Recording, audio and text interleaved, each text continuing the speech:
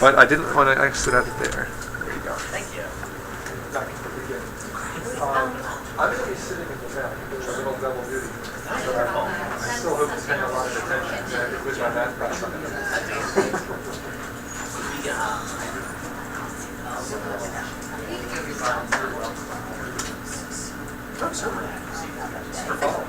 Great.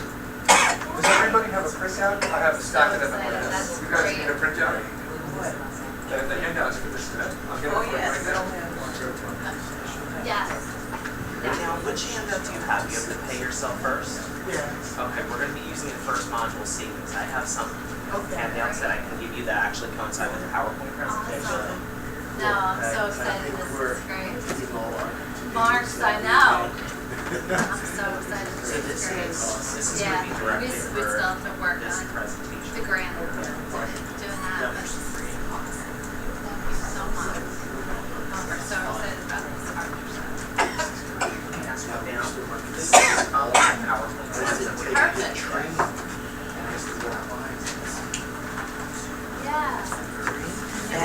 This is copies of the PowerPoint slides that we're going to be using today. You can pass one down. Yeah. Yeah. Yeah. Yeah. Here you go. Here's copies of the PowerPoint slides that we're going to be using today. Thank you. You're welcome. Yeah. It's great. It really is. Thank you. You're welcome. They have said You too.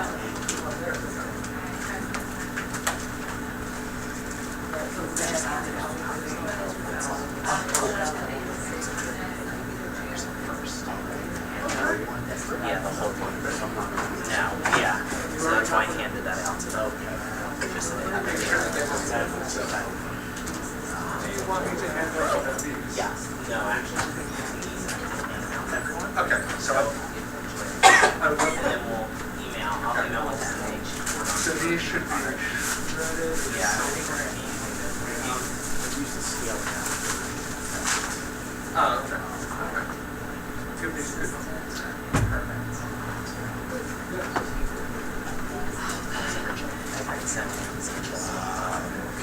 This is what they're going to need. They said they don't want to use this. Yes. That's not going to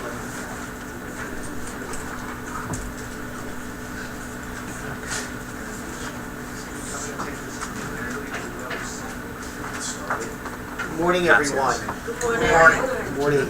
My name is Bob Giuliano, and I am the Director of Corporate Giving and Financial Literacy at Beneficial Bank. I've been with the bank for 18 years. 11 of those I started working in the credit department. I was a lending officer in our credit department. And in the past 7 years, I've headed up our community development department, our corporate giving. So I manage all the bank's charitable work that we do out in the community, whether it's grants and donations that we award to nonprofit organizations, all the volunteer work that we do out in the community, whether it's our teams go to Philip Lundgren's, Habitat for Humanity, you name it, we're there helping volunteering throughout the year.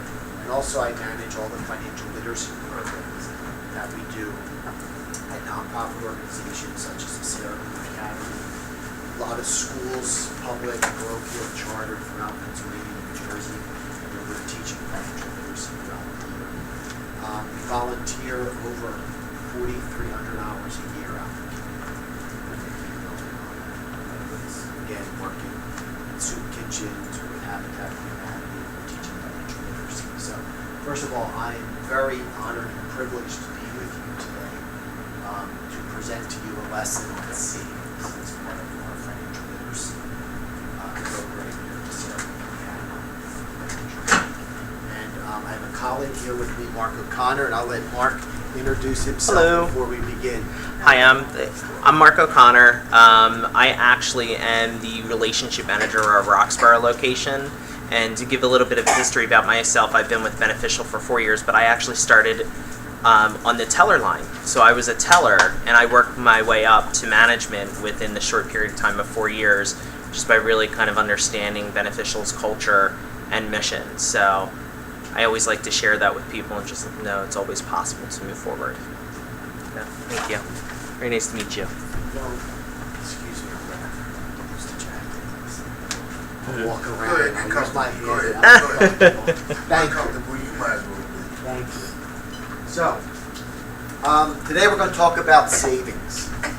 And we're going to talk about what is savings, why is savings important, what are the products and tools that can help you save, and some tips about saving, some just ordinary basic tips that could help you save money. Okay?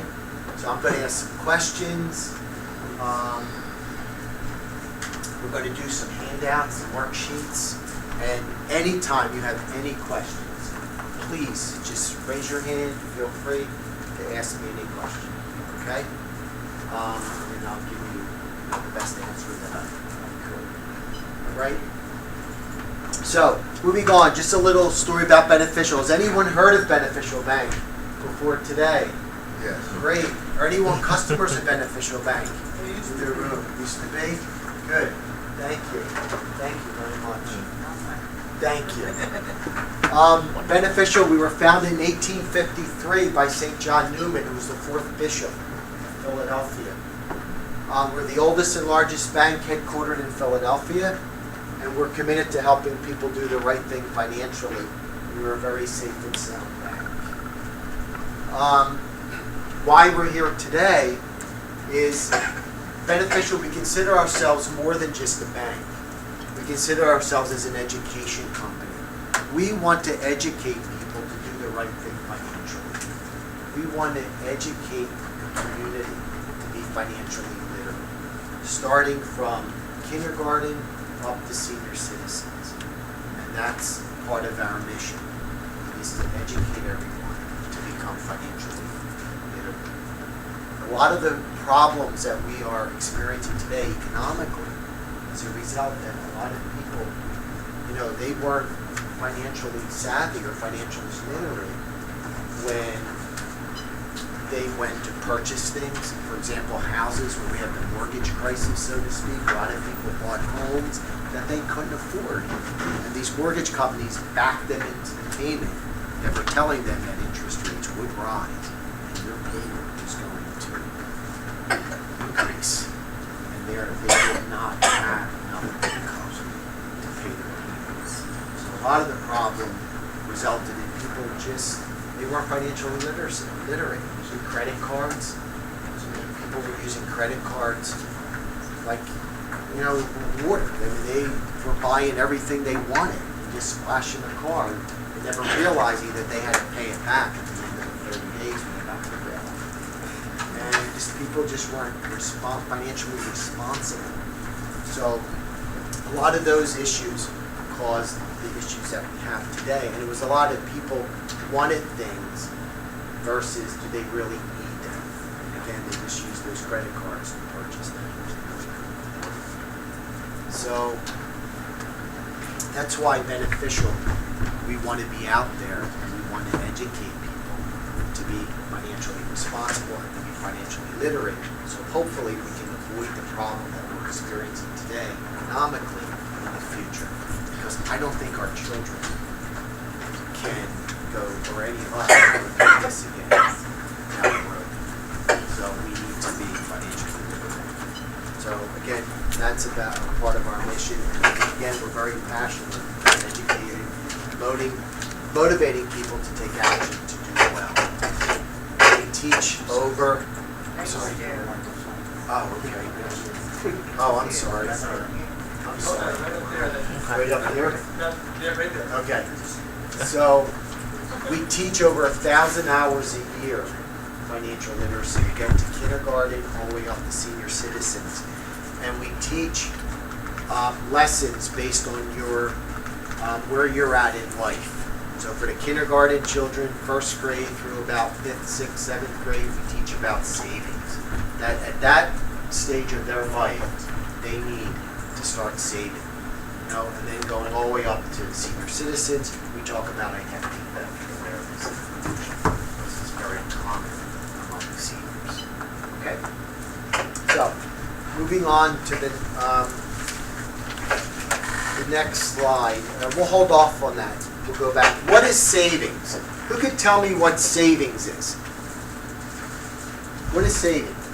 Money set aside for a rainy day. Money set aside for a rainy day. Good. Anyone else? Anyone else? Set aside for anything else? For anything else? For a goal, to reach a goal. Good. Put the money aside to save for something important. Save something important. Good. Excellent. Right. So it's, I'm sorry, collateral, right? So you have money aside there for use. Yep.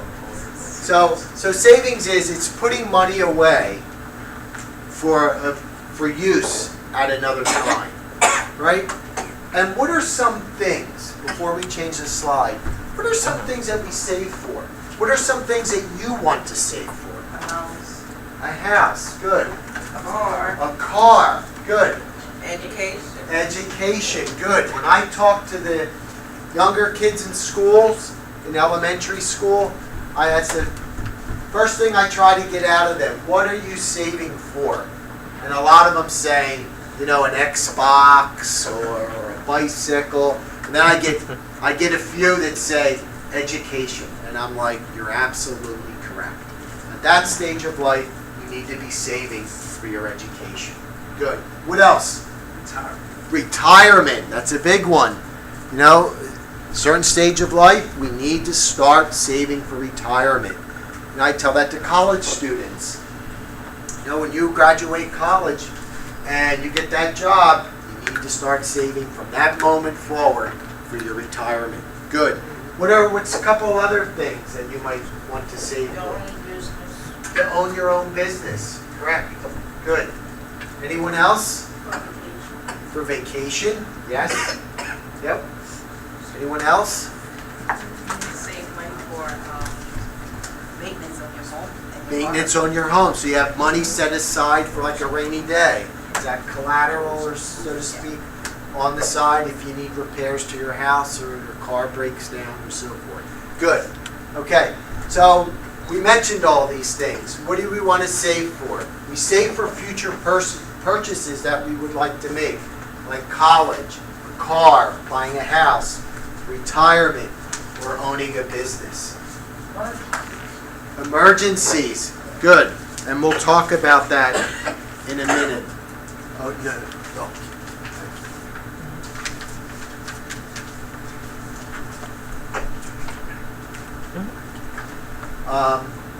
Who can tell me, why is it important to save? Why is it important to save? Who can tell me? Unforeseen expenses. I'm sorry. Said unforeseen expenses. Unforeseen expenses. Good. What else? Food. For food. Leave an inheritance to your children. Okay, you want to leave an inheritance to your children? Build up your credit. Build up your credit. Well, savings doesn't help build up your credit, and I think we'll talk about credit. I think down the road we'll have a lesson planned on credit. Okay? But why is it important to save? But you never know what the economy might do. You never know what the economy might do, so you want to have some money off to the side. Anyone else?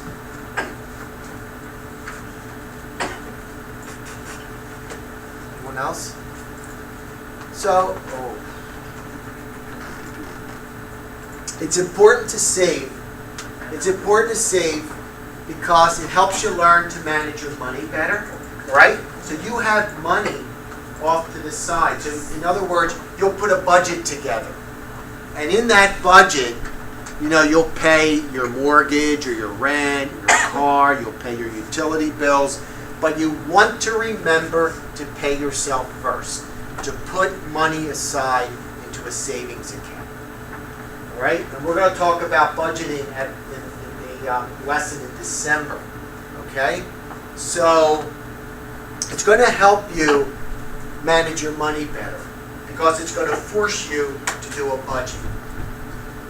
And you'll always have to remember you need to put some of that money aside to a savings account. Right? That money that you earn, you always need to make sure you can pay yourself first and put some of it away into a savings account. All right, it's important to save because saving money will help you reach your goals. So you want to save money to buy the car. So you can save some money every paycheck, or every time you earn some money, and you can have enough money for a down payment to purchase your car. Okay? Or same with the house. You put some of your money away every time you get paid into a savings account. It's going to earn interest, so that money's going to grow. And then you keep doing that, you'll have enough money for a down payment on a house. Okay? And it's going to improve your standard of living. Right? So you're going to have that money that you're saving. You're going to have it stashed away to buy your house, to buy the car.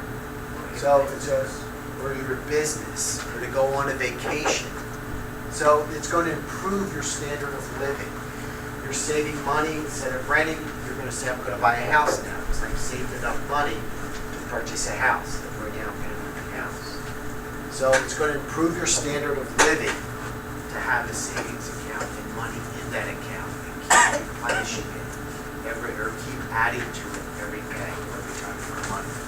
When I talk to students in elementary school, I tell them, and they don't have jobs, so they're getting money either through allowance or through doing chores or working around the neighborhood, helping out their neighbors and earning some money, or receiving money from gifts and holidays, birthdays. I tell them that you need to put at least half of that away. If you receive a $10 gift, or you need to put at least 5 of that away into a savings account. Or if you receive $20, at least 10 into a savings account. Okay? So it does. It improves your standard of living by having a stash of money set aside into a savings account. And it's also, as you mentioned, you have money for emergencies. So if you save and have that stash set aside into an account, you have money in case your car breaks down, or your hot water heater breaks, or you have a leaky roof, or you have a medical emergency or something where you need to put out some money to get it fixed. Right? So it's always good to save because it's helpful in emergencies as well. Okay? Are there any questions so far?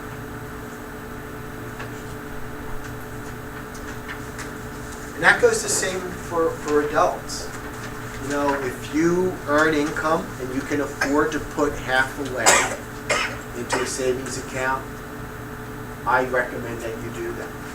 Most adults in today's world, we can, but we should at least put some of it away, some portion away into a savings account. Yes? When you say into the bank, how much interest? I know banks have different interest rates. Yes. In the savings. Yes. Yeah, interest rates now are quite low. Yeah, Mark they're could, quite minimal. Speak to that. I mean, you're looking at, we have one account that we offer which would earn you 0.35%. I know back when you're looking at, even when I started in banking in the late 90s, you were looking at, a 1, 2, maybe even 3% rated account. But with the way the economy is moving and rates are so low and prime is so low, unfortunately, the rates that we can offer in order to make money ourselves are unfortunately low at this point. But, I mean, in the future, I could foresee those rates going up. It may be a little while, but they will go up again. And the more money you have into your savings account, and that money continues to grow, you could put it into other products, other tools that we'll talk about that will help you save, that will pay a higher interest rate, like a CD or a money market, or an investment, right? We'll talk about those in a few moments. Okay? Next All time. right, moving on to the next slide. There are 2 ways to save, right? And those are open up a savings account or buy an investment. Right? They're the 2 methods that help you save, right? Savings account or buying an investment. An investment could be, a home. An investment could be a bond. bonds, stocks, and we'll talk about those. Okay? But now, savings, tools that help you save. There are tools that help you save, and the tools are, on the next slide, we have a statement savings account, we have a club account, a money market account, and a certificate of deposit account. And I'm going to hand out a handout on those products.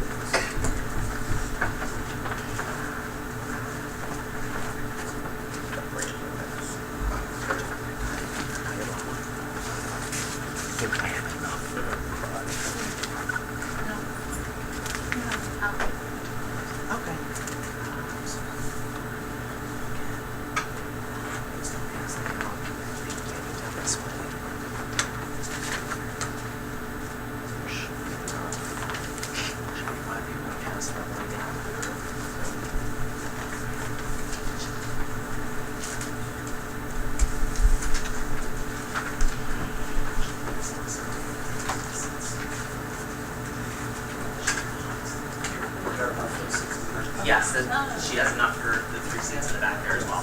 You do have enough? I think we have just enough.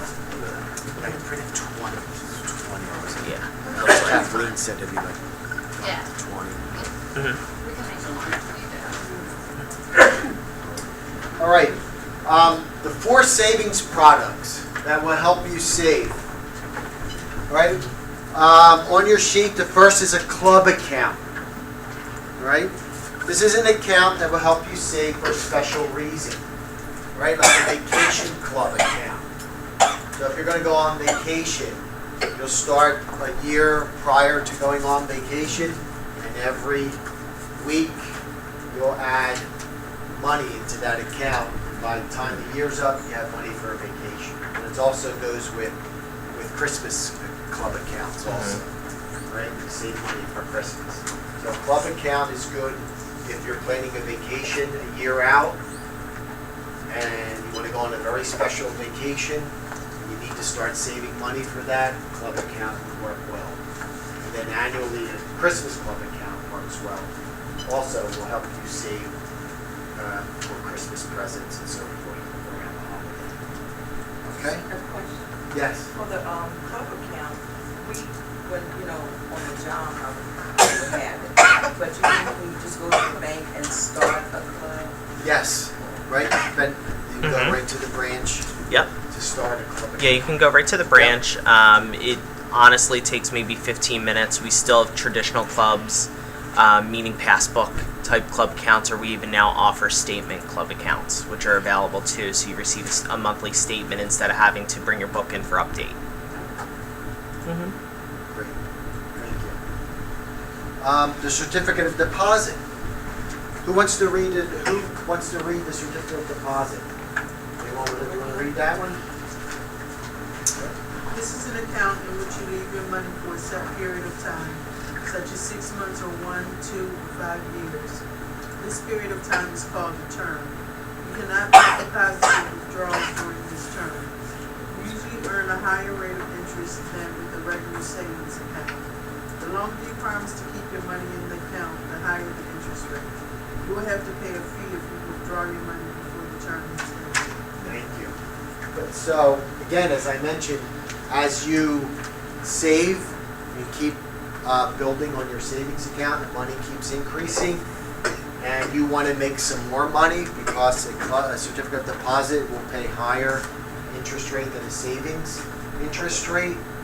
So you can take some of that money out and put it into a certificate of deposit, right? But as long as you don't need that money for that specific term, you don't need that money for a year, 2 years, or 3 years, you can afford to open up a certificate of deposit account.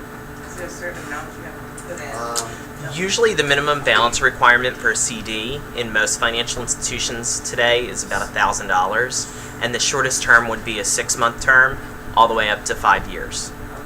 And so the longer you keep it, the more interest rate, the higher the interest. Mhm. Let's say if I keep it up for 6 months, I'm only going to earn 2.1%. Well, I would say, to be very realistic with you, you're looking probably about a 6-month term now being 0.75%, and then you look at a 5-year term rate being about 1.25%.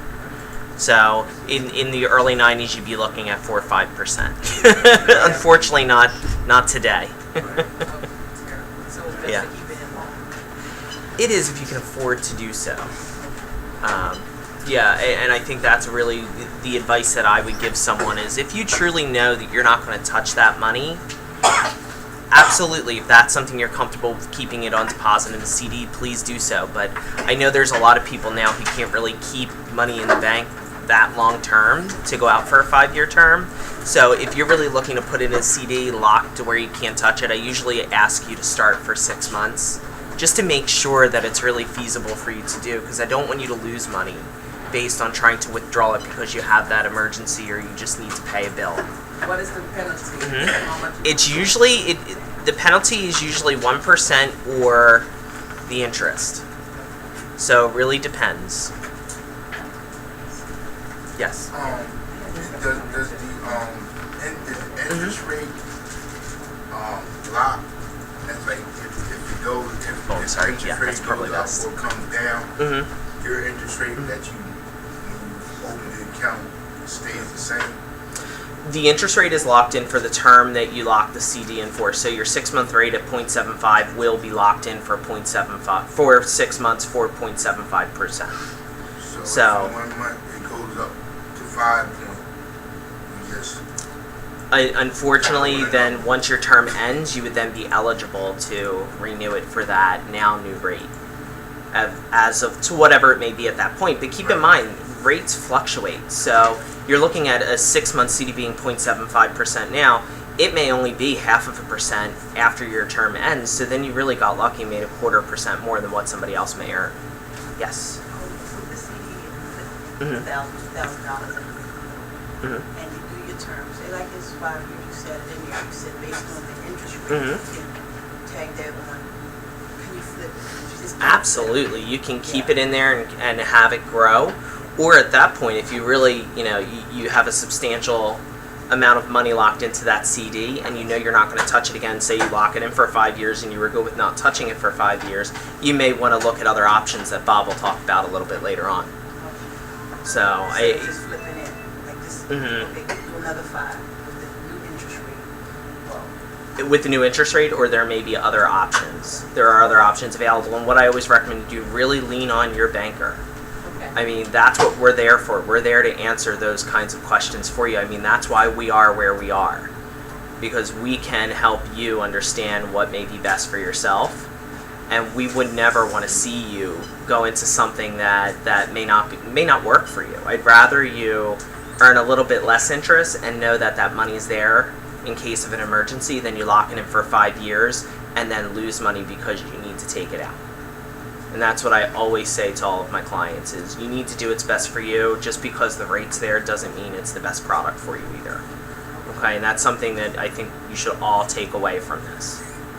That's the whole part of Yeah. beneficial being out there, educating customers to do the right thing financially. We don't want to put you in a product that it's not right for you, it doesn't fit you. Mhm. Right? Yeah, because everyone's different, and everyone is. I will say that, myself, I would never lock anything into a 5-year CD because, unfortunately, with my income and my situation at this point, if I have an emergency come up, I need ready access to those funds.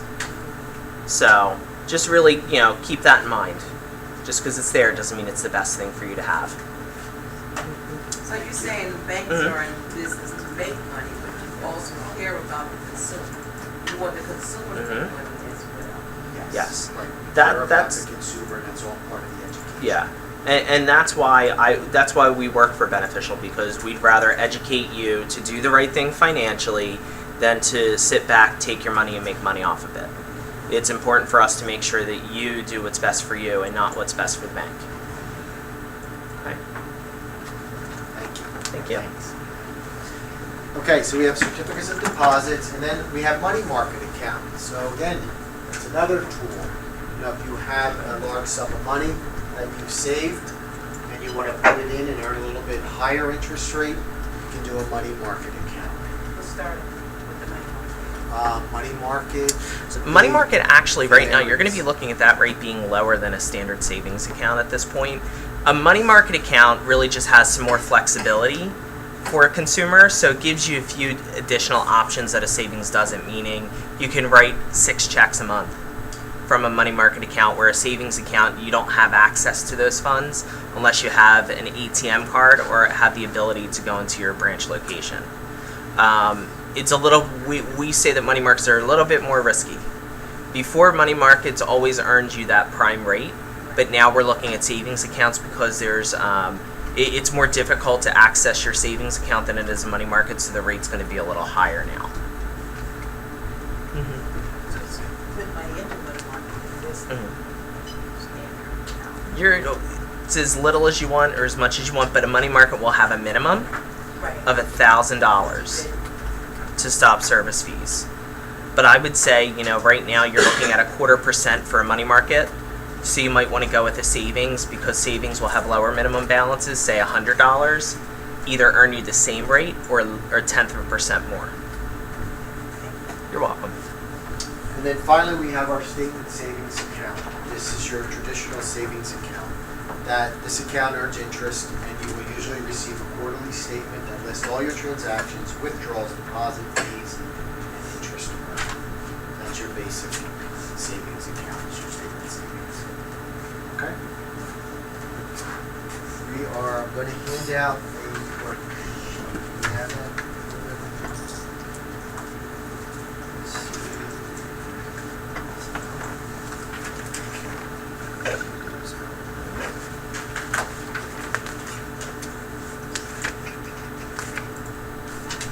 How did you say that money market account a little bit more risky? Well, you have to keep a minimum balance in that account at all times. For example, it's $1,000 to open up that account. So you cannot go below $1,000 balance. All right? So you can write, I think, 6 checks Six a month down. from there. I'm going to pass 6 But checks down, so You you just can gotta always $1,000 make there to sure the when gentleman you with the write that mustache. check that you still have $1,000 balance in there.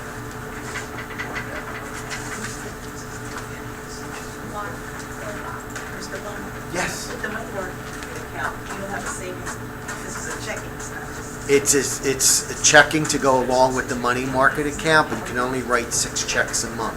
So there's no savings component. There is, because at one point in time, money markets paid a good interest rate. So now the savings. Right, but the Just a little bit savings, short. you can't write checks out. You can. You can't. Where the money market Yeah, okay. gives you allowed, you can write checks from that Mhm. account.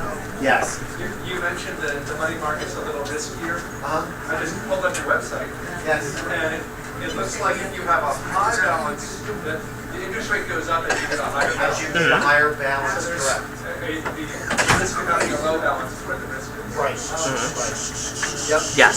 So, right, as more as money you have in there, Oh, thank you. it's tiered. Oh, we have a few more Your here. interest rate will go up. Have to always stay within that. You keep that balance, that minimum balance, yes, or else you'll get penalties. So, with any products, when you go into the bank and you talk to the representative, always ask if there's fees involved. What are the minimum balances? What are the fees? Are there any transaction limits? You need to ask those questions before you open up any account. Okay? Okay.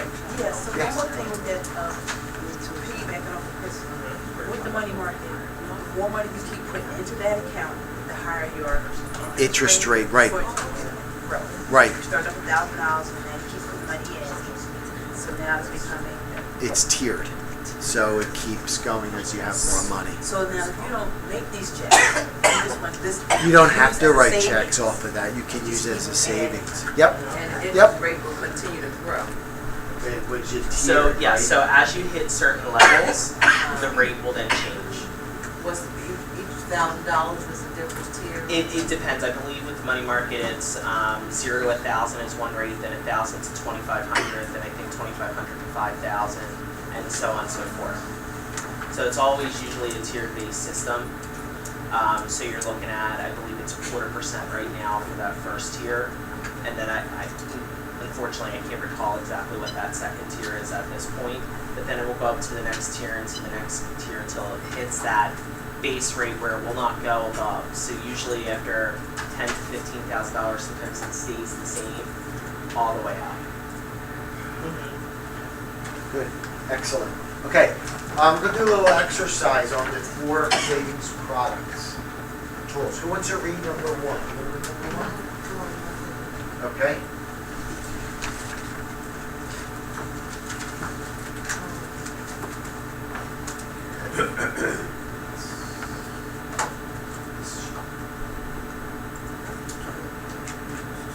Right, but you're gonna read. Yes. This is an account you join to save money for special reasons such as a holiday, family vacation, or college. These accounts usually require you to make regular deposits. Right, what account would that be? Club account. Club account. Oh. Good, excellent. Who wants to read number 2? Who wants to read number 2? Okay. This is an account in which you leave money for a set period of time, such as 6 months or 1, 2, or 5 years. This period of time is called a term. You cannot make deposits or withdrawals during this term. You usually earn a higher rate of interest than with a regular savings account. The longer you promise to keep your money in the account, the higher the interest rate. You will have to pay a fee if you withdraw your money before the term has ended. Right.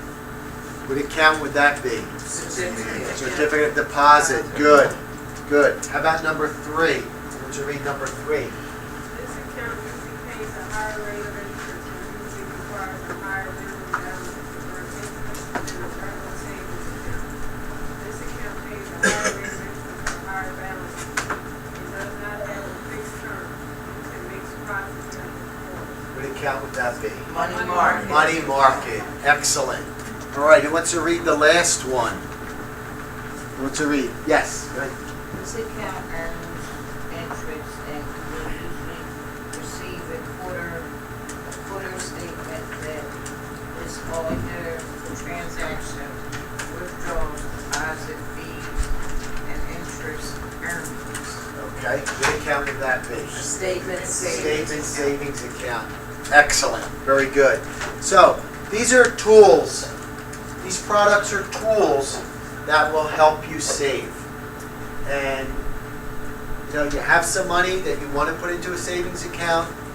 Visit your bank, talk to the representative, and they'll fit you into an account that's right for you. Okay? But remember, always ask those questions. Are there fees? Is there any transaction limits? Okay? And always make sure that the account's right for you. Okay? Excellent. Are there any questions? There are no fees on the statement savings? So a statement savings account, there is a $100 minimum for a statement savings account. We do have what we call a club statement savings account, which is a club in name only, which actually will earn you a little bit better interest with no minimum balance requirement. So it depends. Some banks usually give you a minimum balance requirement of $100 on a savings, is usually the average. So again, I recommend that you pay yourself first, you put money aside to save, and you use one of these products, these tools, to help you save. Okay. Moving on to the next slide. Investments.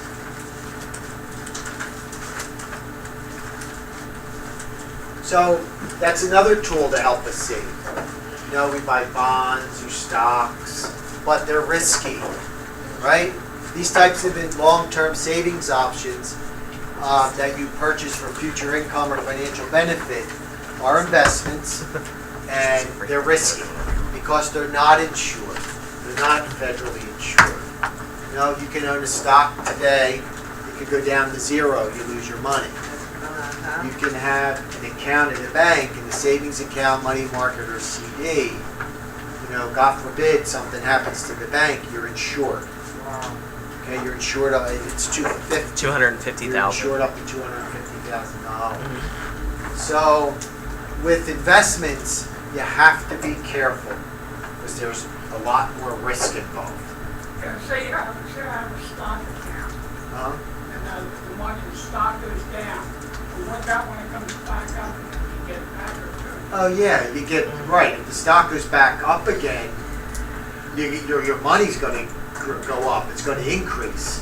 But if the stock goes all the way down to zero and the company dissolves, right? If the company dissolves, then you lose. No, say if it doesn't dissolve, but the stock does come back. Back up, you get all that money back again, right? So if you go down to zero, what did it come back up? Well, if it goes down to zero, that means your company usually is dissolved. So you lose everything.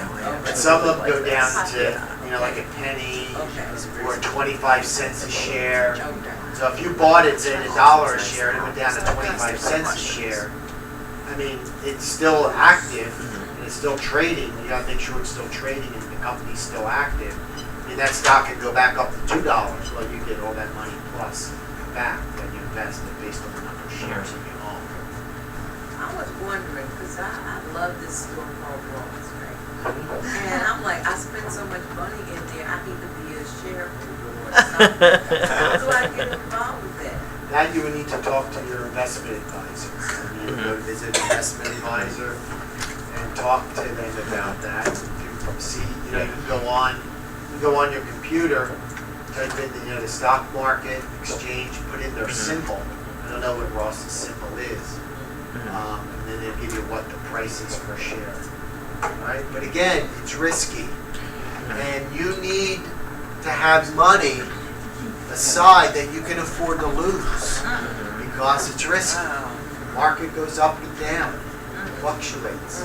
So that's money, it's a risk. It's an investment, it's a savings tool that's a risk. It can be beneficial. I mean, you can pick a stock that could go through the roof.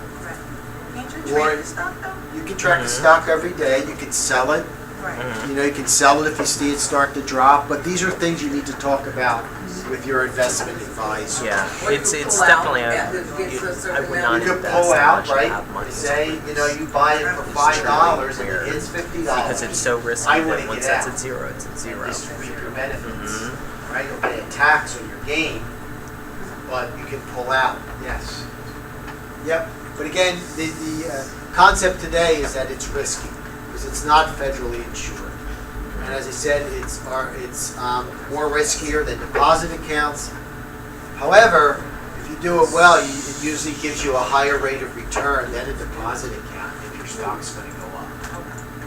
Do Right? you get any,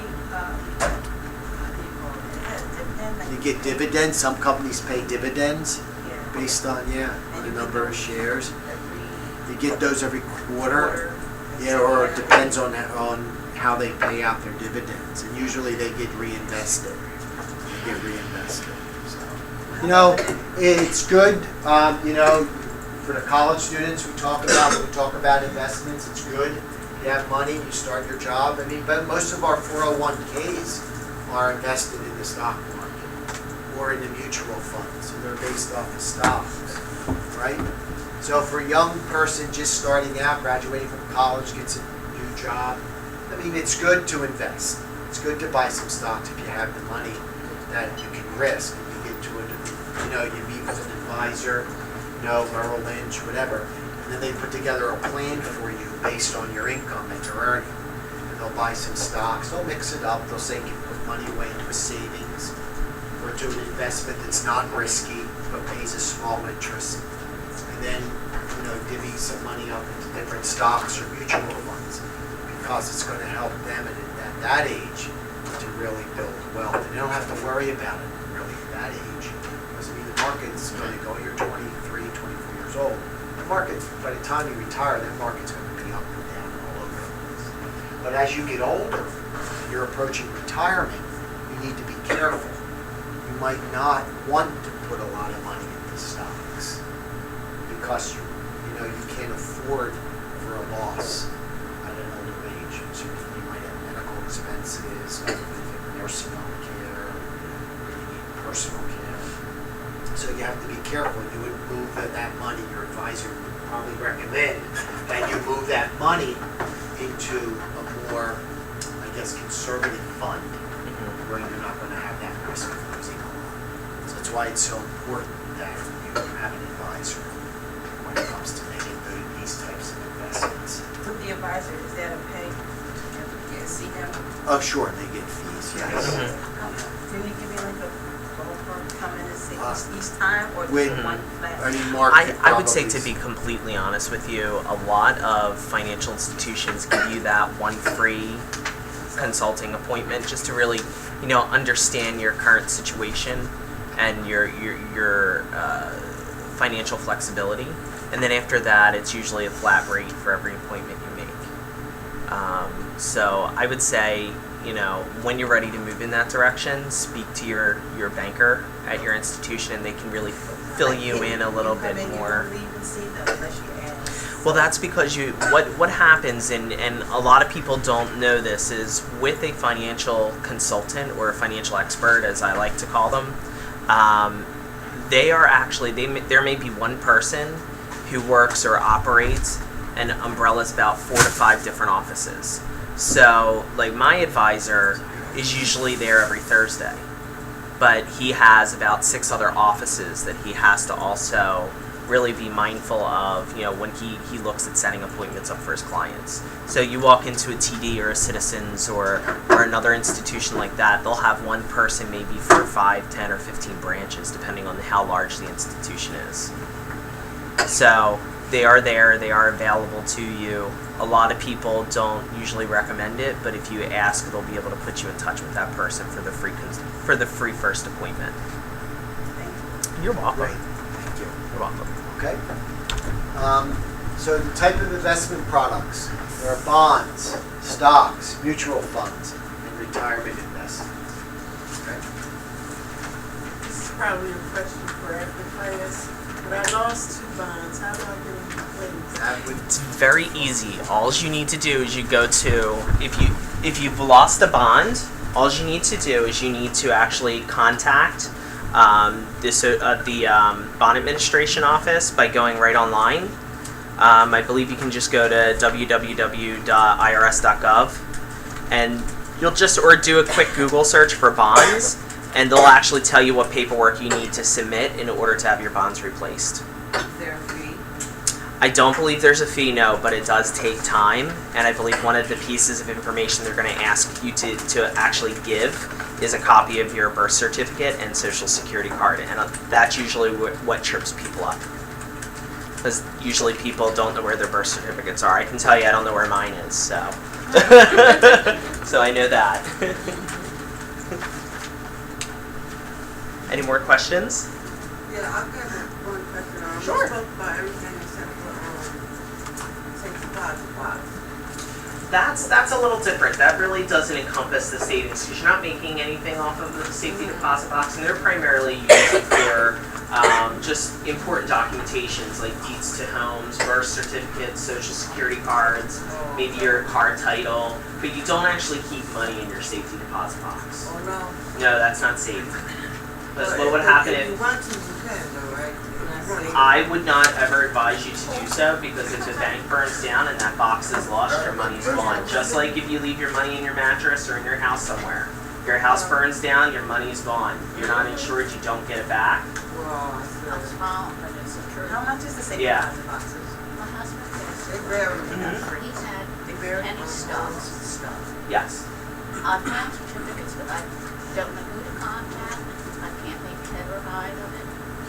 I would say go to your local institution and see if there's an advisor who you can speak with, because usually they have the capability to help you trade on the open market and maybe able to at least do some research into those And things. trace them and see. Or at least tell you where to go to get some additional information.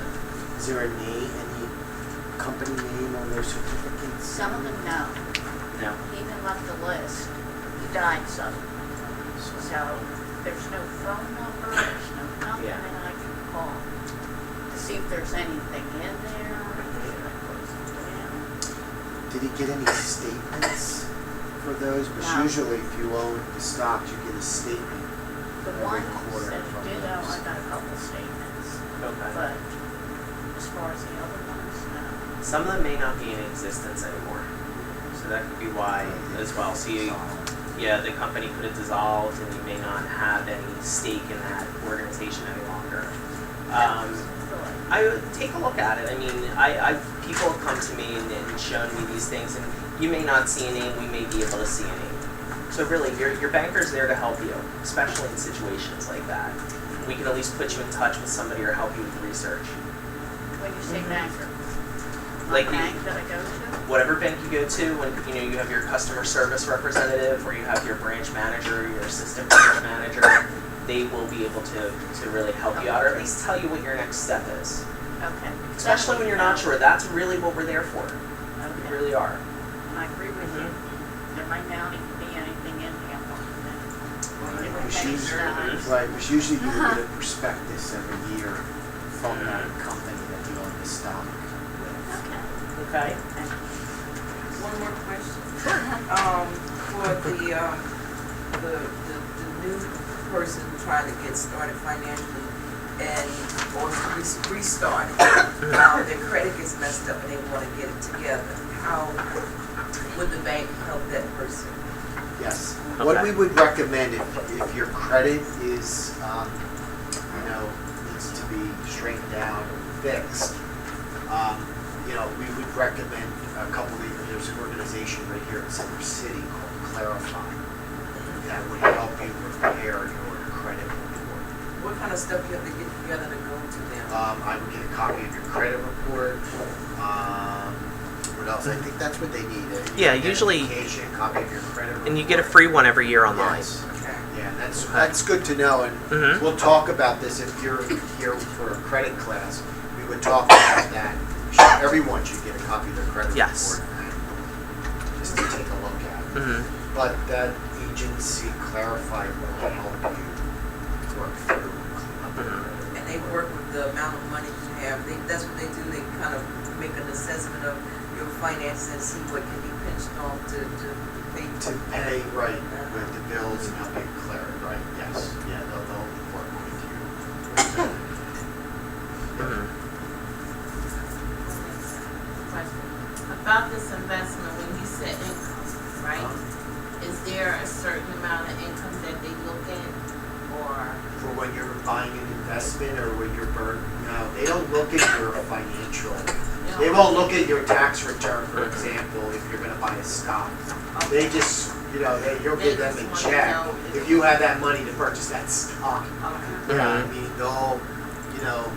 they're not gonna ask for a pay stub if you're gonna buy 5 shares in Voss or 5 They- shares they- in Wawa or something. You have to keep in mind, they're there to make the sale. Right. And when you That's talk what to they someone like that, they make commission off of every sale they make. So if they sell you some stock, they're going to make a percentage off of that. So they're not really concerned on what your income level is.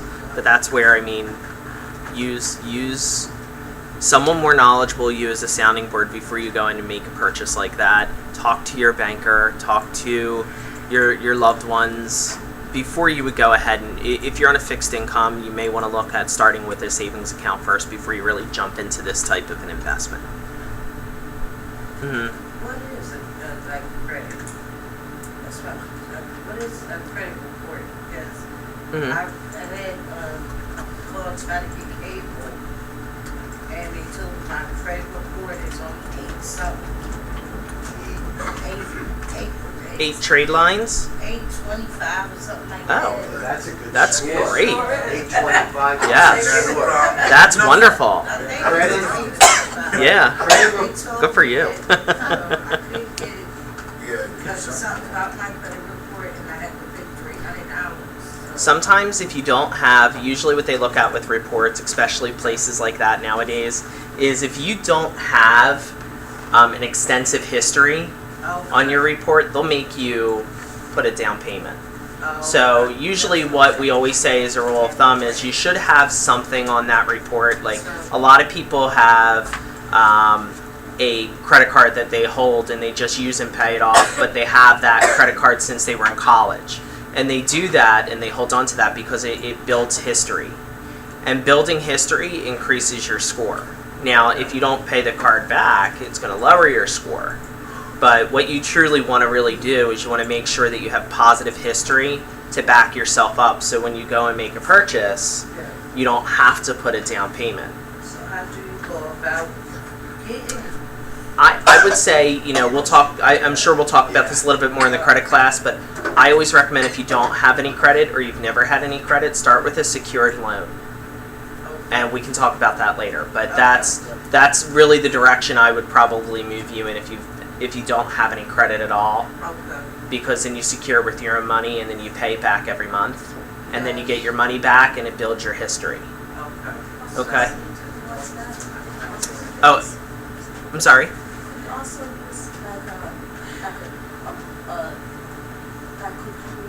you say, for example, get a phone when you don't have credit and No, that doesn't work that way because you have to keep in mind, really the only people that report to the bureaus, like your phone will report to the bureau if you miss your payments and then you owe them money. They'll put a hit on your credit report saying you owe them money.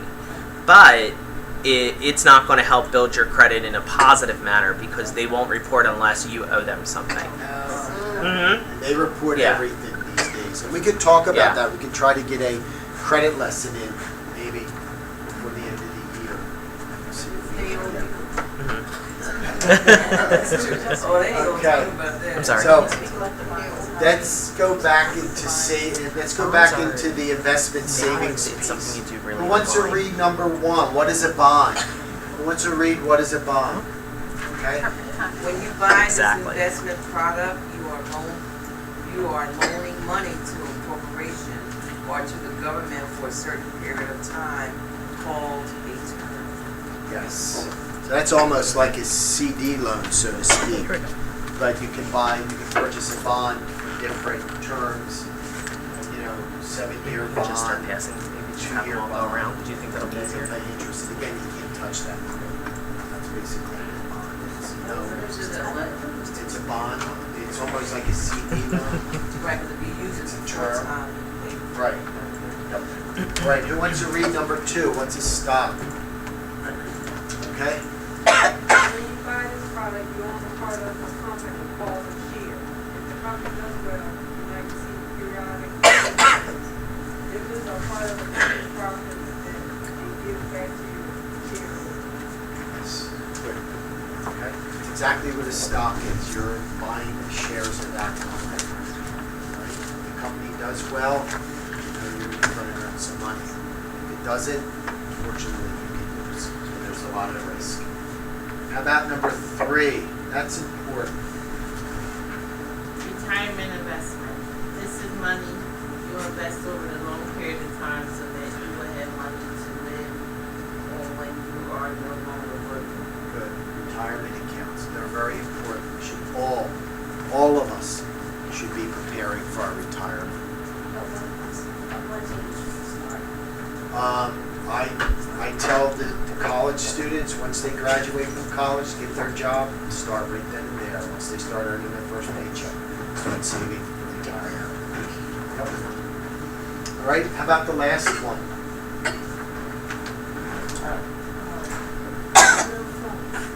This is a company that is wonderful, many investing, but this is priorities for investment employees. Yes. Good. And a lot of our retirement funds, like you would invest in a lot of retirement accounts, invest in mutual funds, which are a group, you invest in a group of companies in a fund. For example, you can, invest in a mutual fund that has all banks, that just invest in banks. And then, so they're all grouped together, your funds, into that particular mutual fund that just invest in banks.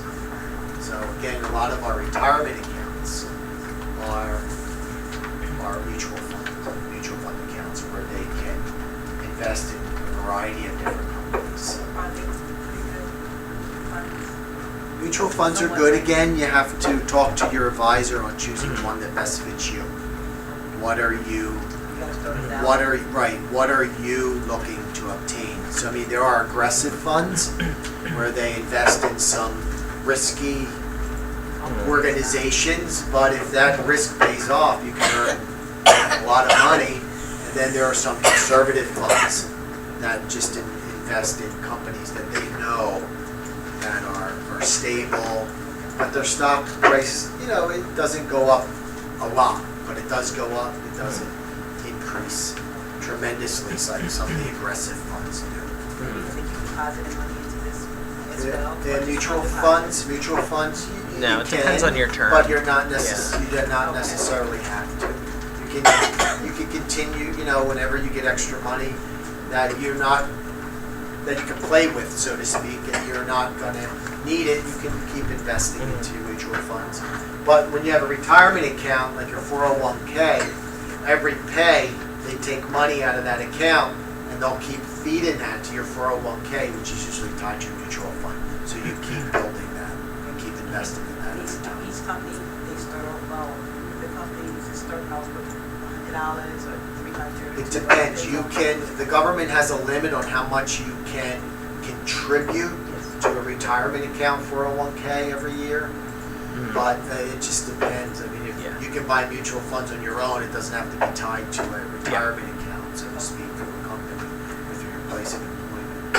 And you can invest how much you want into that every day. Okay. Who wants to read the first question from the investment worksheet? Did everyone get one? They're still passing them around. Hands are down here. No, I think we passed them around. I think so. Okay, We who still wants to pass read? them around. Does everyone have one? Coming. Okay.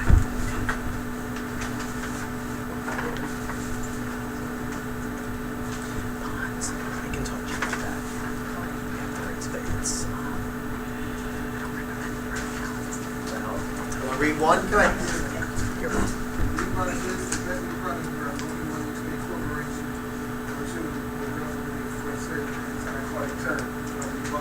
Be a bond. Good. Excellent. All right, how about number 2? Who wants to read the second one? Good. When you buy this product, you own the product of the company called a share. If the company does well, you like to see periodic dividends. Dividends are part of a company's profit that is given back to you. The share was stock. Stock. Good. Good. How about number 3? Who wants to read the third one? This is money you invest over a long period of time so that you will have money to live on when you are no longer working. Retirement. Retirement. Good. Thank you. How about the last one? Who wants to read the last one? This is a company that combines money from many investors and purchases a variety of investment products. Mutual fund. Good. Good. I'm going to hand out a sheet now. It's called Investment Issues to Consider. So before you purchase any of these types of investments that are more risky, there's going to be a worksheet or a handout that's going to tell you some things that you need to look out for before you invest in these types of investments. Okay? So for example, you need to learn as much as you can about the investment from the prospectus. A prospectus is, it tells you all about the company that you're going to invest in. It will tell you everything about them, the president of the company, all the executives, the board members. It tells you what the company does, how much the company's made, what's the company's strategic plan looks like 3 to 5 years out. Okay? And it also will, so you can learn about the investment through prospectuses, through financial magazines, and most importantly, through the plan administrator. Okay? Through an advisor. So that's important. Through someone who knows about these types of investments. You have to remember that past performances of a stock or any of those types of investments is not guaranteed for future performances. So it could be up today, it could be down tomorrow. They don't know. Right? So it's not guaranteed. You need to consider how long you plan to keep your money in the investment. If you invest over time, you're more able to ride out the ups and downs of the market. So if you put money away, you're not very concerned about it. So I tell the younger students, start young to invest. When you get that job, then you don't have to worry about it. You don't have to worry about the ups and downs. The market is cyclical. It's going to go up, it's going to go down. So if you're at a young age, you can afford to ride out those ups and downs. Where you're 10 years out to retirement, you have to be careful. That's why you need to talk to your advisor and they'll put you in a more conservative accounts or conservative investments. Right?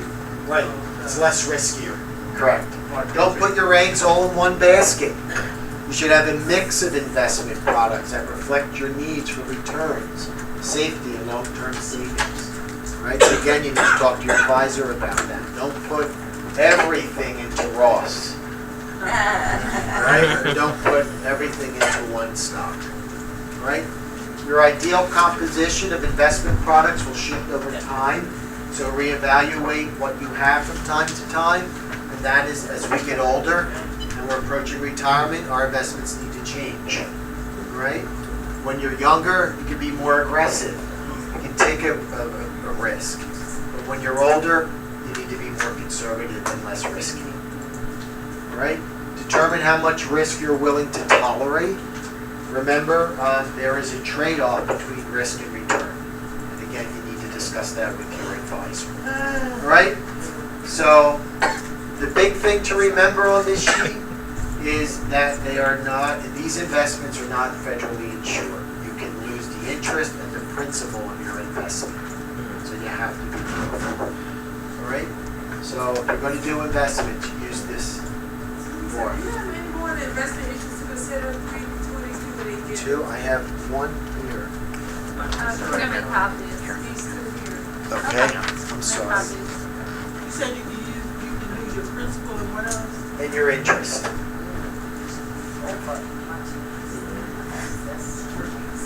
Yep. So they're investments. So we talked about ways that we can save. We showed the savings products that we can use to save that are more conservative, less risky. And then we also talked about investments such as bonds, stocks, mutual funds that have a little bit more risk associated with them. Tell me what they mean when they say, I think it's different classes of the, I bought some bonds and I think they were, class They're bonds. they have class A's, class. Yeah, usually you look at, most people usually buy, the type of bond you buy is a series triple E, or a double E, I'm sorry. Some people have H bonds and I bonds, but they're not usually sold any longer. Oh yeah. So it's that's E, an I double bond. E, H, and I.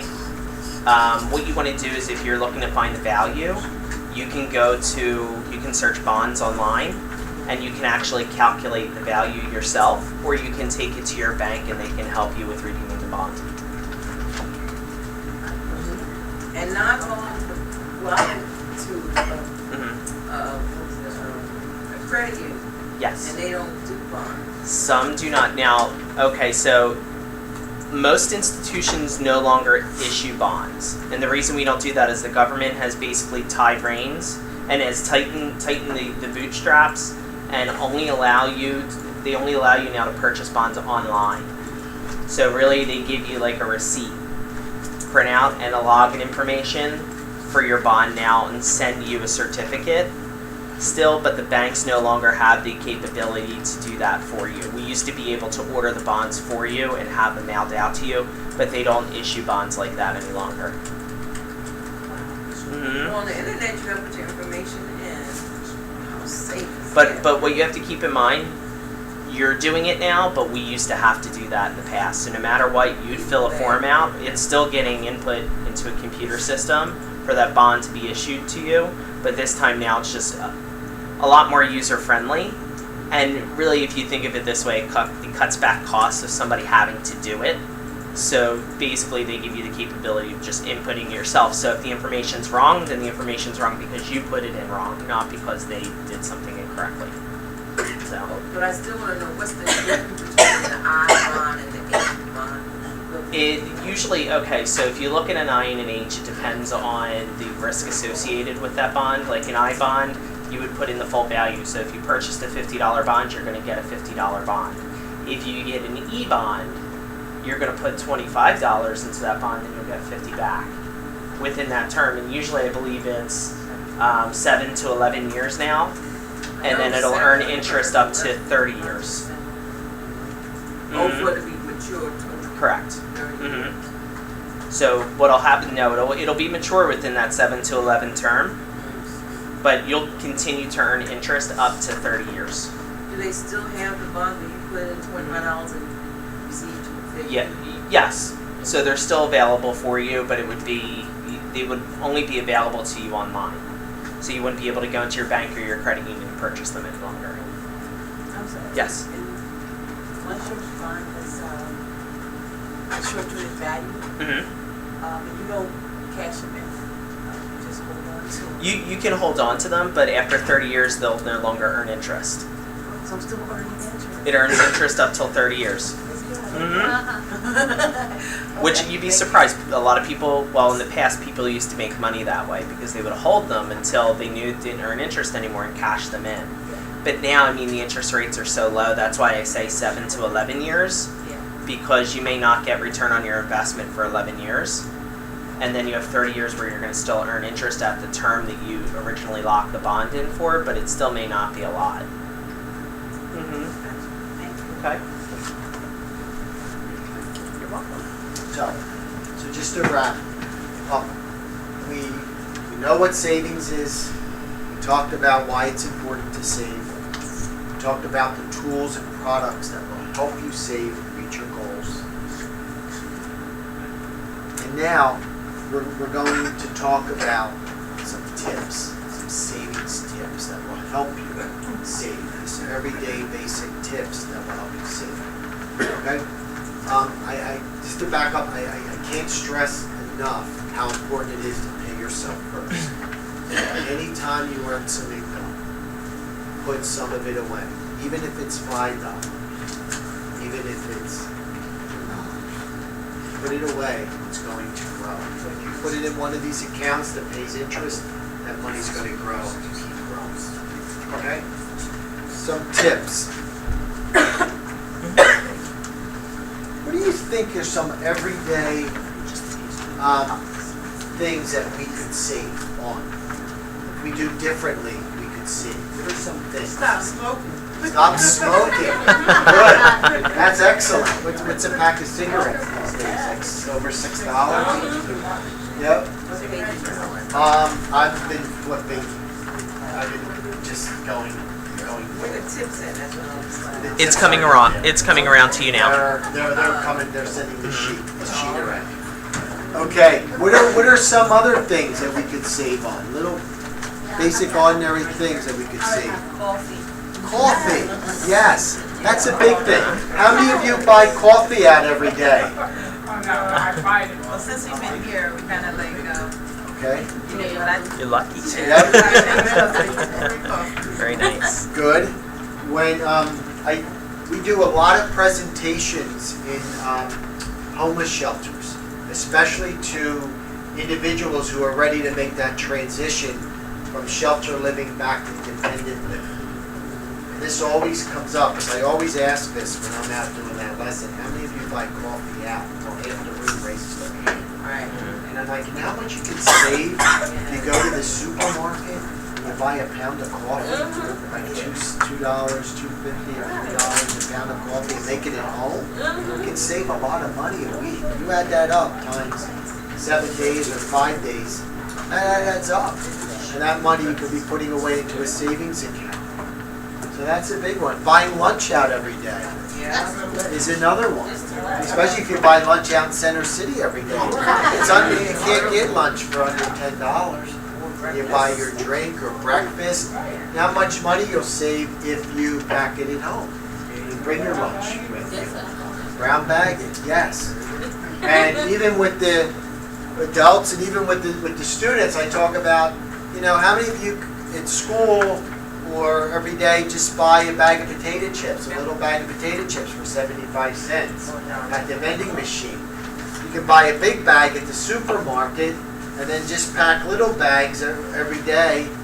When you go to work or school, look how much money you're going to save.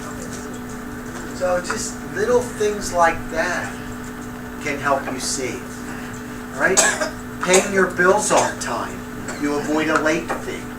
If you pay your bills on time, you're going to save money because you're going to save the late fee. Right? Even with having direct deposit will help you save. Having direct deposit, having direct deposit, or having bill pay, letting the bank pay your bills for you. You set that up. Will save you money because they're going to pay it on time for you. Versus, God forbid, if you're always late or you're tardy when it comes to paying bills and you're always getting assessed a late fee, you can set up bill pay, and then your bills will automatically come out of your checking account. Now you got to make sure you have enough money in your checking account to cover those bills, or else you're going to be charged a fee as well. All right? And basic needs versus wants. I talk to a lot of people about, okay, you need a pair of sneakers, you need a pair of shoes, or you need a new dress. Do you have money to pay cash for that, or are you going to use a credit card to pay for that? Well, I talk to the kids about, well, if you buy a pair of sneakers on a credit card and you're just going to pay the minimum payment every month, by the time you pay that off, you're going to pay double for what the sneakers cost, or the dress cost, or the shoes cost. Right? So you have to be careful. They're just simple little ways that we could save money. If we, buy a pound of coffee at the supermarket instead of buying it at Dunkin' Donuts or Starbucks every day. Packing our lunch at home versus purchasing it out every day. Okay? They're little spending habits that we could make adjustments on, that could help us save money. And again, it's needs versus wants, too. Do we need it or do we want it? If we need it, okay. But if we're just buying something because we want it, there could be an issue there. Especially if we don't have the money to purchase it. That could be a problem. To buy something that we really can't afford because we just want it. So there are little things, little tips. You have them in front of you. There's several more on here that could help you save. If you get a raise in your job, or you get extra money in your tax time, and you need to pay off some bills, fine, you need to do that.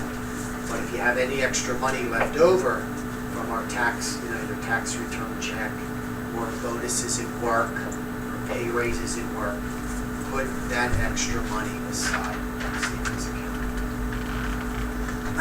Pardon me, sir, but the truth, I have a question about for SSI recipients, such as myself. Mm-hmm. And what can SSI recipients like myself can do besides like saving money and just do what they have If you're to do? on a fixed income, Yeah.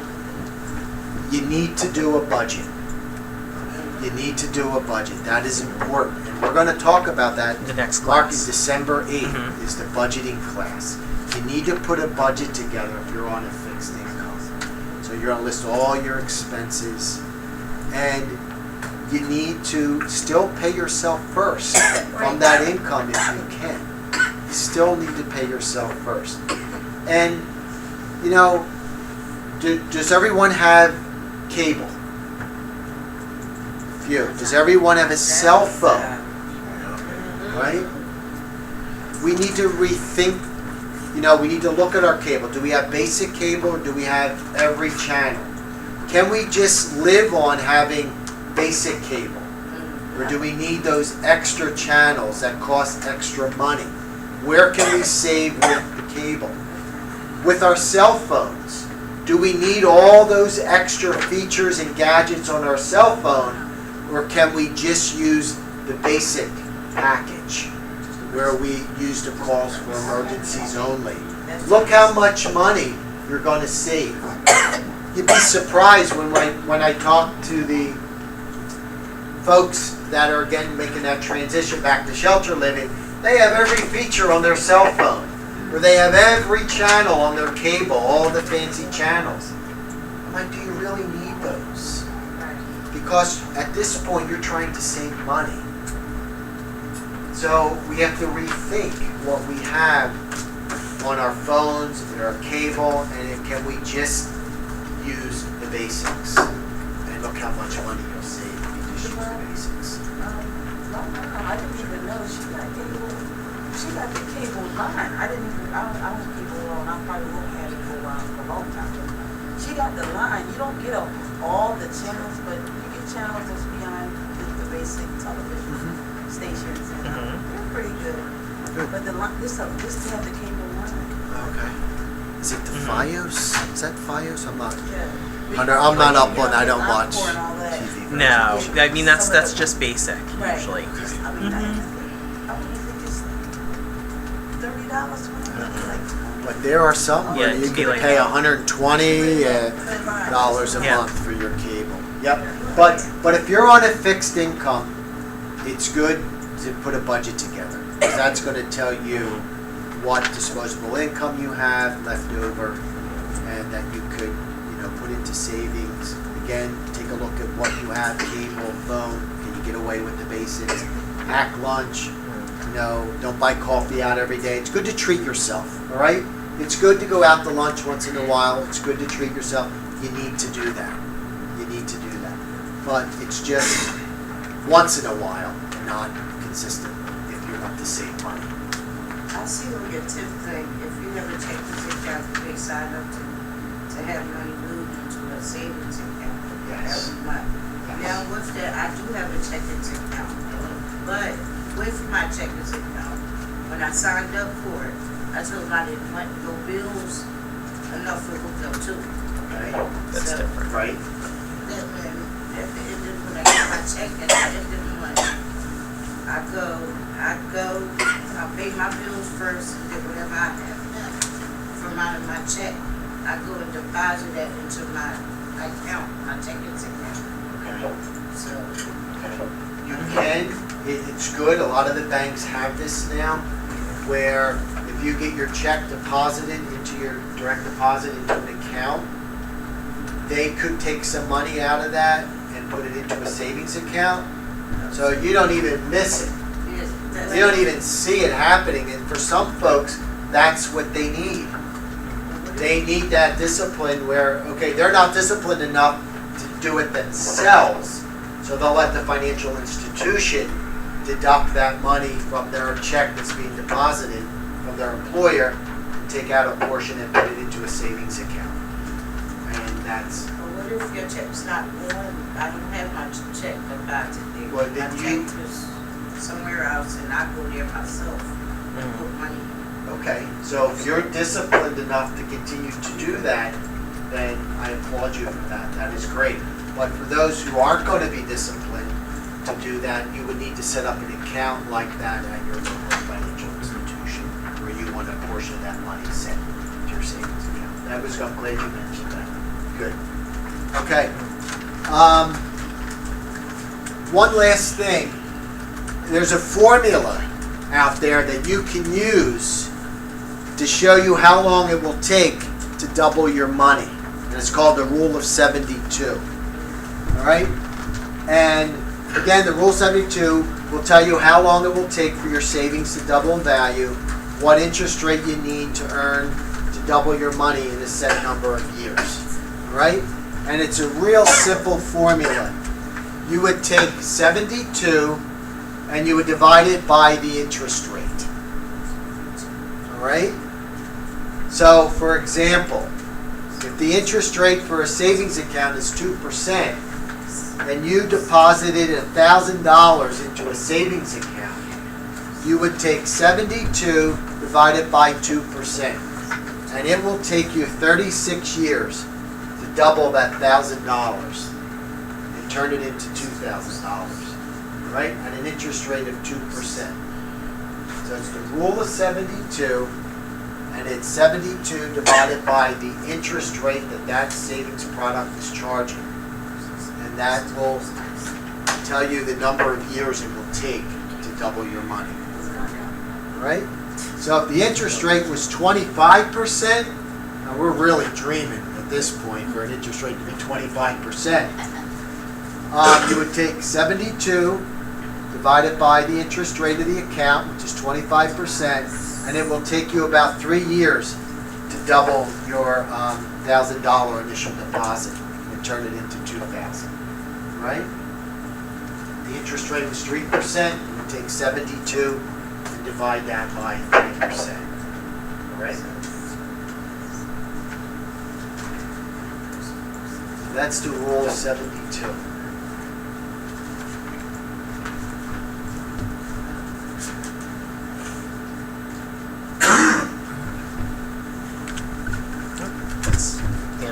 Okay, so we covered a lot today, but the most important thing to remember is to pay yourself first. You need to save. Right? You need to put any money that you receive after paying your bills, you need to put a portion away in a savings account. All right? Or into some type of savings product that's appropriate for you. Right? Ask questions, whether you come into Beneficial, or you go to any of the financial institutions. Sit down with the customer service representative. This is what I have. This is my goal. This is what I want to achieve. What is the best account for me? All right? What is the best account for me? And then they should be able to give you that information. Right? Yes. A very good point. I'm back here thinking that I'm approaching retirement age. Right? I look back on my life, and I told young people, my children, my son, everybody I talk to, about wanting to save. And I saved, but I didn't save everything I probably should have. I saved. I didn't save. I wish I could have saved more. If I could go back on it, and I dig deep. But you can't go back. Right. It is what it is. Right. I'm not to save something. Good. And I'm glad they coach me like that. Good. Yeah, saving. It is. So for I reached that incentive now, the time that I see. Yes. Excellent. Excellent. And we're always saving. And even when I talk to, even senior, I mean, you're on a fixed income, but you still need to save. Everyone at every life stage needs to save. They need to put money aside to save. And then again, as this young lady mentioned, you're on a fixed income. A budget is so important. Budget will help you manage your money better as well. It will happen. It will. And to your point again, you have grandchildren, you have children that are young. Encourage them to save. Encourage them to save and start saving now, because it is very, very important that they do. Are there any other questions? It's funny when I ask the younger kids, where do you keep your money? You'd be surprised the answers. Under my pillow, in my sock drawer, in my piggy bank at home. And I tell them, is that money earning anything? What's it just sitting there, right? If you put it in a bank and into an account that pays interest, you're going to earn interest. It's going to help your money grow faster, right? And a lot of people say they're afraid of institutions. They're afraid to put their money away. Banks are safe. They're going to secure your money up to $250,000. You're guaranteed that money, right? A lot of people are hesitant about banks. A lot of the big banks, some of the big banks we hear, they caused some of this mess that we're in today. Yeah. A lot of the community banks that are out there, they want to help you. They're community-based. They're not large. You're not getting lost like some of these big banks. You're just maybe a number to them. But a lot of the community banks, they really take interest in their customers, and they want to help you. Is it good to have more than one bank account with separate banks? Because, have that, and it's kind of, I can manage it a little bit, but it's kind of.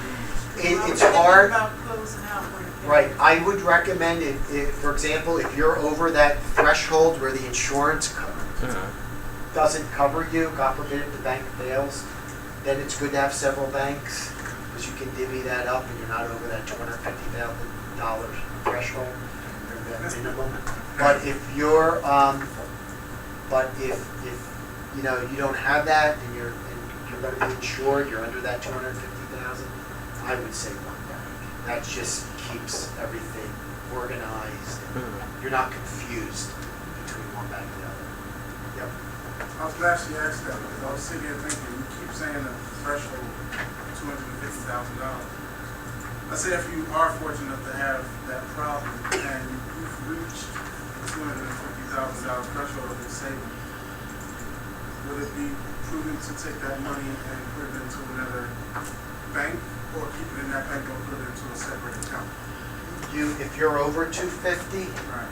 I would, you know, if you want to stay with the bank like that, if you want to stay and you have it in savings or money market accounts, I would divvy it up and make sure that you're under 250 in both places. But then if you have that much money, you might want to look at an investment, maybe a mutual fund or something. And like also that. too, there are people like us. We are experts in FDIC and their caps and regulations. There are ways around that. That would be something that if you are fortunate enough to really have a conversation with your banker. Okay, and they can help you. There's titling ways that we can work around that insurance and bring your level up from 250 to 500, so on and so forth. Right, I was going to ask you, what about people who have millions of dollars? Where do they keep their money? A lot of it's invested in the market. Yeah, they invest things differently. Unfortunately, I'm not fortunate enough to be able to tell you that or give you an example. However, I wish I was fortunate enough to say, here's how you do it. You know. Exactly. Just trying to do the thing that you had up on the board. Right. Yes. 72 divided by 25, and y'all divide by 100. If the percent was 100% interest, but It's all about the rate. So, I mean, Right. realistically, you're going to do 72 times 0.25. Right, that's the rate today. Because I just tried to do it and I can't do it, but 18. It's the rule of 72. It's the rule. So 72 is just the number? It's the number, the rule of 72. So 72 doesn't represent like the number? No, it's 72 divided by the number. It just seems to work with every calculation, We yeah. was talking in math class, but we just started learning. It's a good question. You're going to make me go back now. We Yeah. started that, learning what to divide. I'm right on the money. See, that's Learning good. the charts and all. That's my weak spot. I got to the charts. Right. But I love that dividing and that time. Yeah. And that's my teacher right there. See? It's great. That's what I did just for Dorothea. I took some of your data in your handout and I turned it into charts. Isn't that wonderful? So just remember, the rule of 72 will tell you how long it will take to double your money. Yes. And also what I failed to mention is check cashing agencies. Please avoid them. Get established with a bank if you don't. You work so hard for your money. Why do you want to go to a check cashing agency and have them take a portion out of that check that you worked so hard for? Whether you're established with a bank, they're not going to charge you anything to cash your check if you have a relationship with the bank. I feel like they're with the ATM. You go to the ATM and they want to charge. I went to Bank of America. Right? Bank of America charged me to cash a check drawn on their bank because I had no account. Right, they will. If you don't have an account with the bank and you go in and want to cash that check there, they're going to charge you. That's why it's so important to be established with the bank. You can save all those fees instead of going to a check cashing agency. I'm going to go Yes. with my hospital to take cash of basic. They take look how much you could save over time. But I never Without that. understood how the bank works by being the Right? amount. You have a relationship and account with the bank, Yeah. they won't charge you. One of the,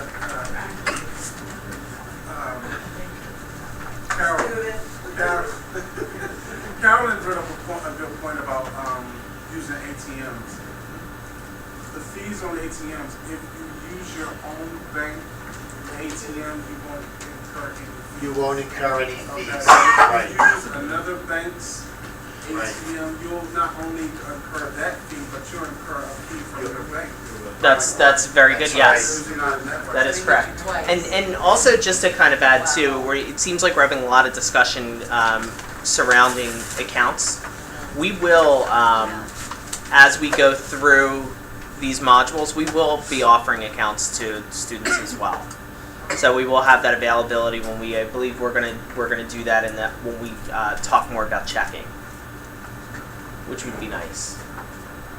And guys, it is important to get yourself established with checking accounts because especially when you're looking to get a job, we've had students come in and, you know, in order to accept the job, they needed to give their bank account information or something and they didn't have an account. So it's something that we want to establish for everyone. Here's some stuff we're gonna pass out too. Okay. So Mark is passing out some other I'm stuff. handing out So this is I'm these handing are out tips. These are 5 financial tips for young adults. Right? You follow these tips, I think you'll be pretty successful. You'll be pretty successful financially. Right? I want you to promise me that you're going to hold on to this card. Right? And you're going to refer to it. Right? And you're going to use it. Right? You're welcome. Yeah, they got this stuff. Sure. They're great. Thank you so much. You're welcome. You know, they're very basic. Start saving. Open a savings account and watch your money grow. Right? Borrow only for life-improving events. These are the only things that we recommend that you borrow for. You know, when we have the credit lesson, we'll talk about that. You should only borrow for a car, a house, go to college, a business. And we have it for the younger students, engagement ring. We will lend you money to buy an engagement ring. All right? What if the woman wanna everybody We'll let you buy an engagement ring. We'll let you borrow for an engagement ring. All right? Don't use a credit card. Use cash or a debit card whenever possible. Right? Rethink your everyday spending habits. We talked about that. Buying coffee out versus making it at home. Buying lunch out versus packing it at home and bringing it. And establish financial goals. Set short-term and long-term financial goals. All right? So whenever I go and teach a financial literacy class, I always pass these cards out at the end. Right? Does anyone have any questions? Anyone have any final questions? Yeah, so if I was to open up an account with you, would you, like, for instance, if I put in $100, put 25 in there? You would need unfortunately, to talk to Mark. I wish I could say we could. But I will say that if you do open an account with us, we'll make sure you're safe and secure and we'll teach you the right thing. We can promise you that.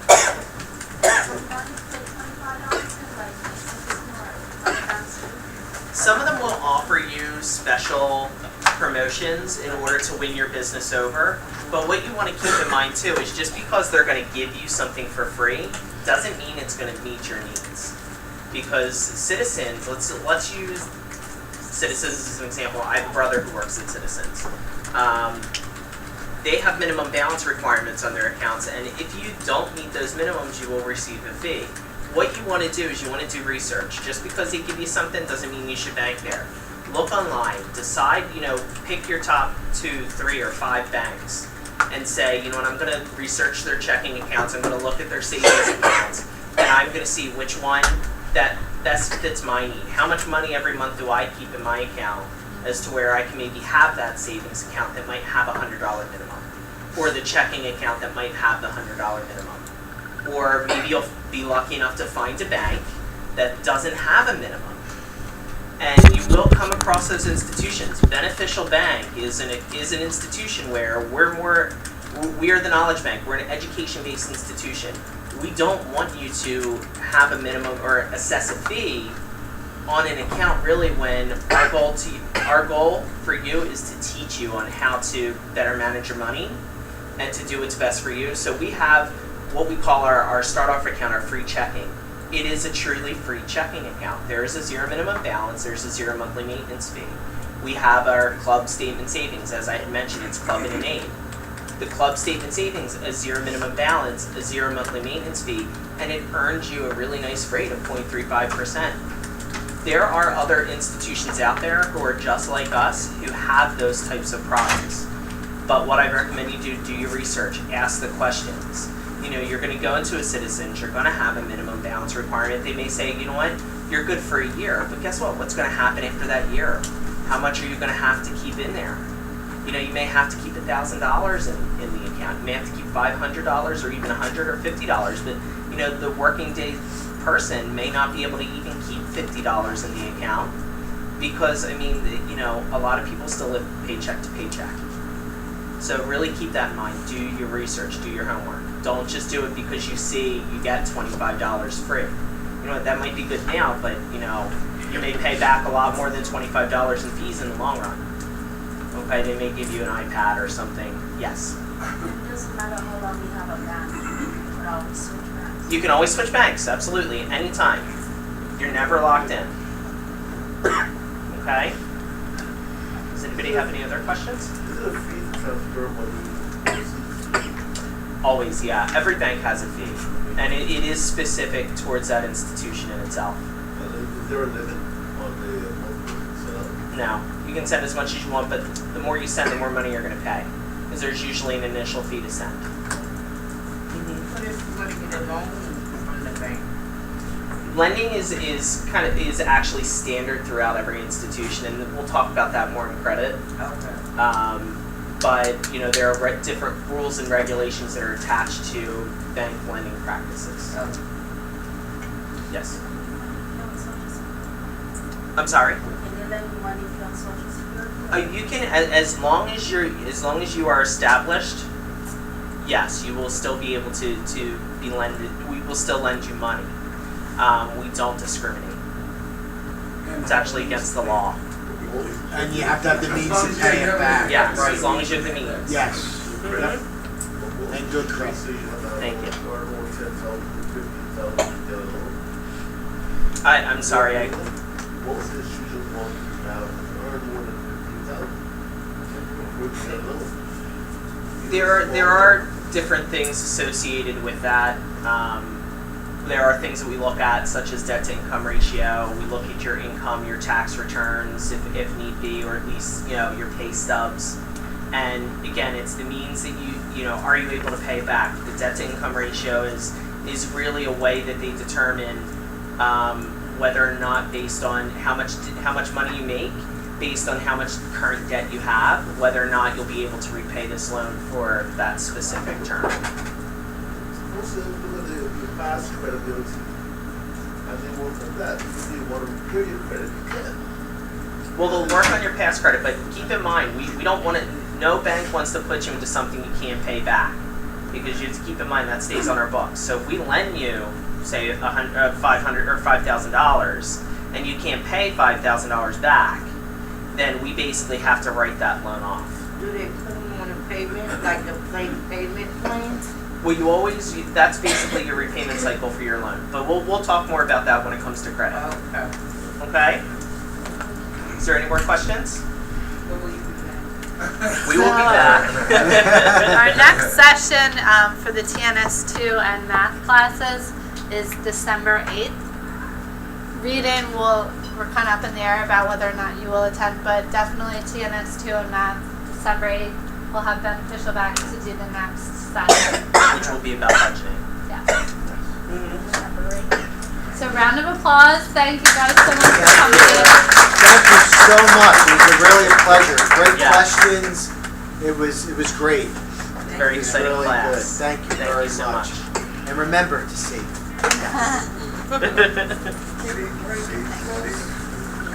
Yeah. Wonderful. For those of you